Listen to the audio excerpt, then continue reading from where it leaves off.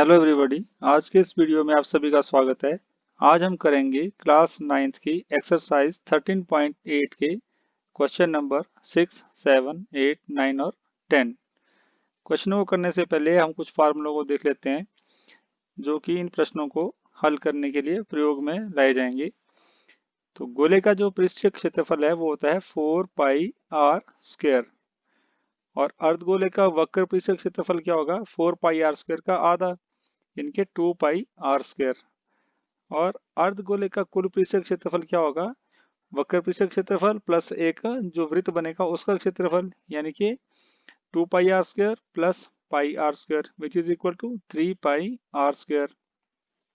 गोले का आयतन 4/3 पाई आर क्यूब होगा और अर्धगोले का आयतन 4/3 का आधा यानी कि 2/3 पाई आर क्यूब। छठा प्रश्न है, एक अर्धगोलाकार टंकी 1 सेंटीमीटर मोटी एक लोहे की चादर शीट से बनी है। यदि इसकी आंतरिक त्रिज्या 1 मीटर है तो टंकी को बनाने में लगे लोहे का आयतन ज्ञात कीजिए। ये मान लीजिए एक टंकी हमें दी गई है, अर्धगोलाकार है। इसकी जो आंतरिक त्रिज्या है यहाँ से यहाँ तक वो 100 सेंटीमीटर है या 1 मीटर कह लीजिए, क्योंकि 1 मीटर में 100 सेंटीमीटर होते हैं।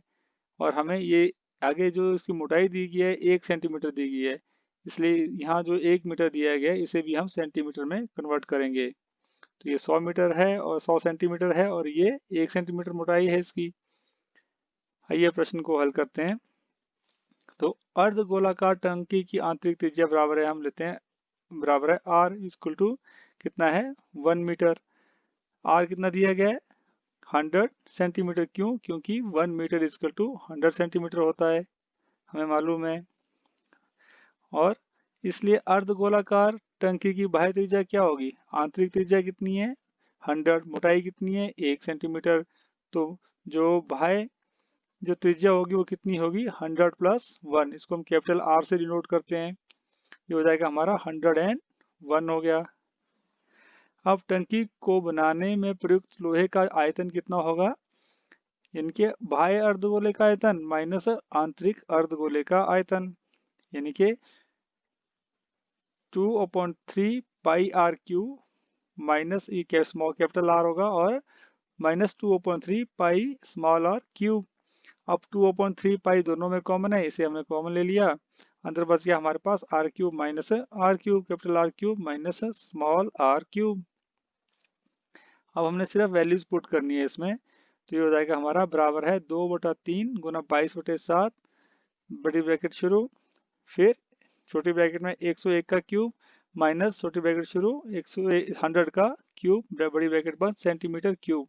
क्यूब होगा क्योंकि हम आयतन निकाल रहे हैं। इसे हल करके आएगा हमारा 44/21 और 1030301 माइनस 1000000 और centimetre cube which is equal to 44/21 into 30301 centimetre cube. अब ये हो गया, इसको हल करके मल्टीप्लाई करेंगे तो आएगा 1333244/21 centimetre cube which is equal to 63487.81 centimetre cube. अब देखिए 1 सेंटीमीटर क्यूब में कितने होते हैं 1/100030 या 1/10000000 मीटर क्यूब होते हैं। तो इसको हम क्या करेंगे, इसको हम डिवाइड करेंगे इनसे, 1 और 6 जीरो, तो ये हमारा आएगा 0.06348 मीटर क्यूब। क्यों? क्योंकि 1 सेंटीमीटर क्यूब में होते हैं 1/10000000 मीटर क्यूब। सातवां प्रश्न है, उस गोले का आयतन ज्ञात कीजिए जिसका पृष्ठीय क्षेत्रफल 154 सेंटीमीटर स्क्वायर है। तो हम करते हैं इस प्रश्न को। गोले का पृष्ठीय क्षेत्रफल हमें दिया गया है 154 सेंटीमीटर स्क्वायर।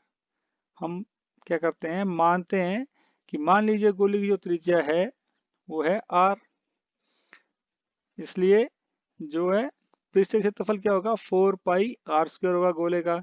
तो ये कितना दिया गया हमें 154 दिया गया है, या 4 गुना 22/7 गुना आर स्क्वायर बराबर है 154। पाई की वैल्यू कितनी होती है 22/7, हमने यहाँ पुट कर दी है।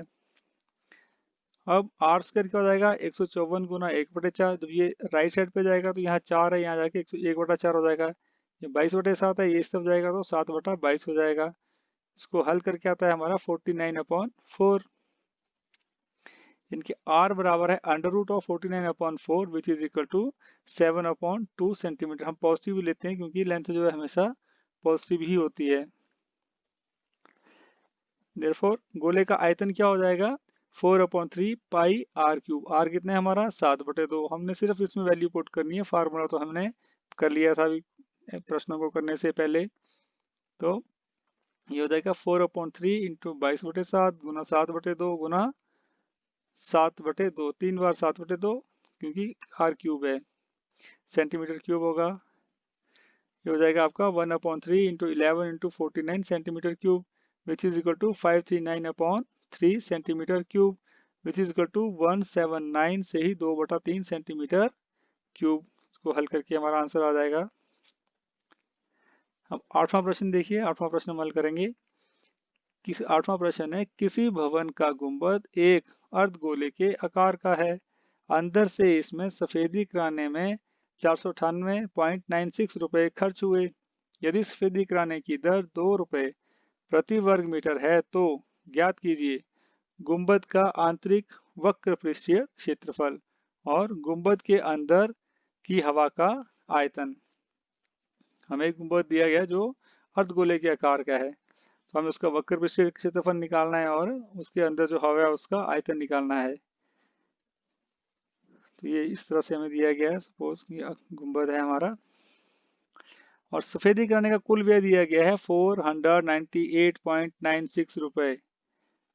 तो सफेदी कराने की दर कितनी दी गई है हमें 2.00 रुपए प्रति मीटर स्क्वायर दी गई है। तो सफेदी किए गए कुल भाग का क्षेत्रफल क्या होगा, इनके कुल व्यय बटा दर से हमारा जो कुल क्षेत्रफल आ जाएगा। तो कुल व्यय है हमारा 498.96 अपॉन 2 मीटर स्क्वायर। तो हमारा ये आ जाएगा इसलिए गुंबद का आंतरिक वक्र पृष्ठीय क्षेत्रफल आ जाएगा हमारा। अब मान लीजिए गुंबद की आंतरिक त्रिज्या जो है वो r है और 2 पाई r स्क्वायर में दिया गया है 249.48 मीटर स्क्वायर। ये भी हमने निकाला है कि जो हमारा क्षेत्रफल है वो इतना है। 2 पाई r स्क्वायर हमारा जो है क्षेत्रफल वो 249.48 मीटर स्क्वायर है। इसलिए 2 गुना 22/7 गुना r स्क्वायर क्या हो जाएगा 24948 अपॉन 100। इसको हमने क्या किया है भिन्न रूप में लिख दिया है। इसको एक शून्य की जगह एक और शून्य के बाद कितने अंक है 2, तो यहाँ 2 जीरो लगेंगी, इसलिए नीचे 100 आएगा। अब r स्क्वायर बराबर है 24948 अपॉन 100। यहाँ 2 है तो ये 1/2 हो जाएगा, राइट साइड पे जाएगा। जब 22/7 है राइट साइड पे जाएगा 7/22 हो जाएगा। तो इसको हल करके आएगा हमारा 567 into 7 upon 100। r square is equal to 81 into 7 into 7 upon 100 हो जाएगा। तो r क्या हो जाएगा हमारा, r बराबर है √81 into 7 into 7 upon 100 metre which is equal to 9 into 7 upon 10 metre. तो 9 इंटू 7 हो गया 63 upon 10 metre which is equal to 6.3 metre. r जो है हमारा वो क्या होगा 6.3 मीटर।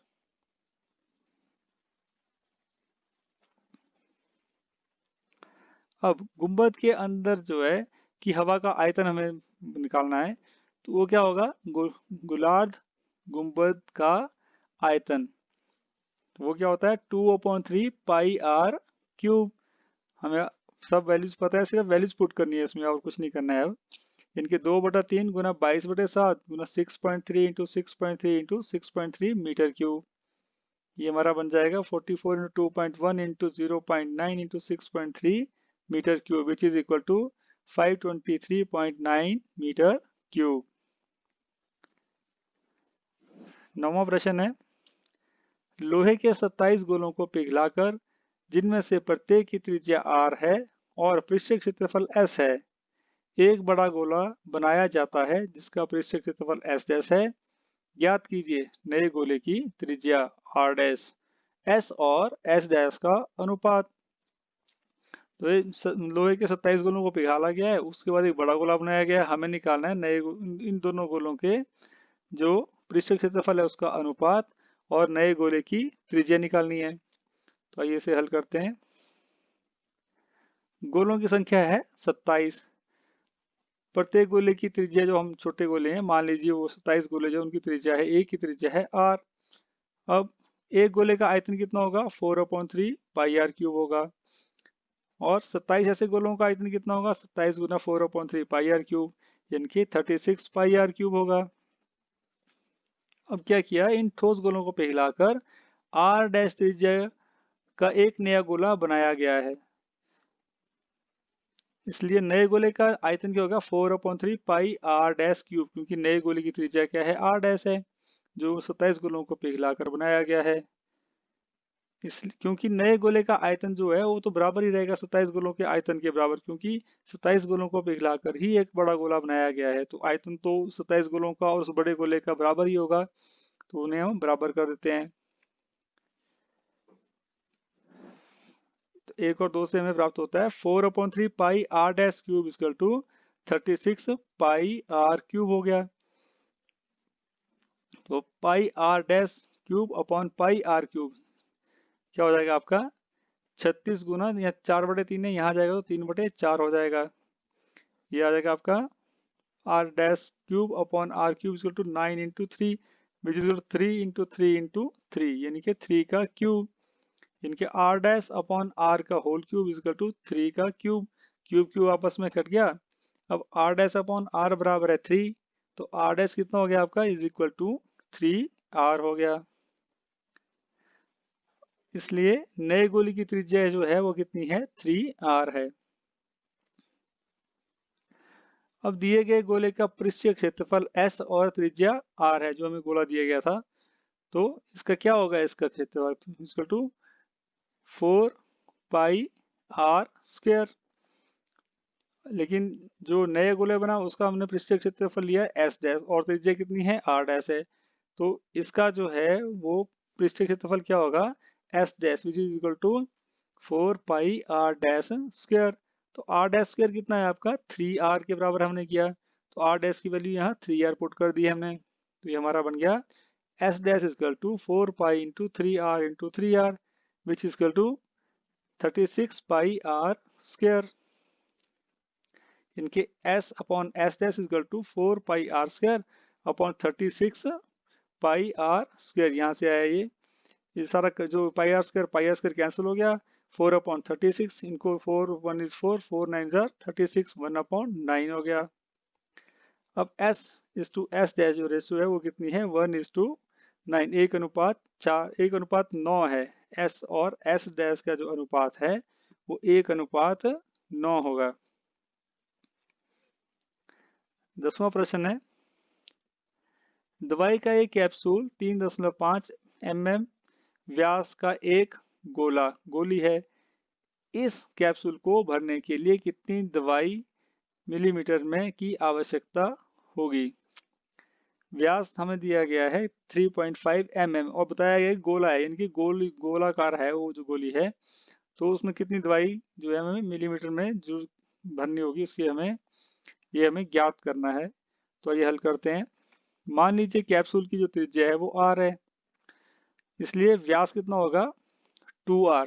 तो 2r में दिया गया 3.5 mm, तो r कितना होगा आपका 3.5 अपॉन 2 mm, क्योंकि त्रिज्या जो है व्यास का आधा होती है। इसलिए r बराबर है 35/20। इसको हमने भिन्न रूप में कर दिया, दशमलव हटा दिया। एक दशमलव के बाद एक अंक है तो एक शून्य नीचे लग जाएगा, 0 नीचे एक बट लग जाएगी। ये हो गया आपका 7/4 मिलीमीटर। अब कैप्सूल को भरने के लिए आवश्यक दवाई मिलीमीटर में क्या होगा, जो गोले का आयतन होगा।